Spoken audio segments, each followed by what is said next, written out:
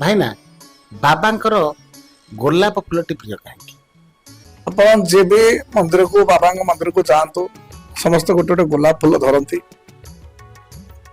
ନେଇ ବାବାଙ୍କ ପାଦରେ ସମର୍ପିତ ଦିଅନ୍ତି, ନନାଙ୍କ ଦ୍ୱାରା ଦେଇ ପୂଜା କରନ୍ତି। ଏ ଗୋଲାପ ଫୁଲ ଉପରେ ବାବାଙ୍କର ଦିନ ବିବରଣୀ ଥିଲା, ବାବା ଆପଣଙ୍କର କଣ ଆଉ କୋଉ ଫୁଲ ପସନ୍ଦ ହେଲାନି ଯେ ଗୋଲାପ ପ୍ରତି ପସନ୍ଦ ହେଲା ଏବଂ ଗୋଲାପ ପ୍ରିୟ ଲୋକମାନେ ଭକ୍ତମାନେ ଦେଲେ। ବାବା ସେଠି କହିଥିଲେ ଯେ ମୋର ମନର ପୁଷ୍ପ ଥିଲା ବହୁତ ପ୍ରିୟ,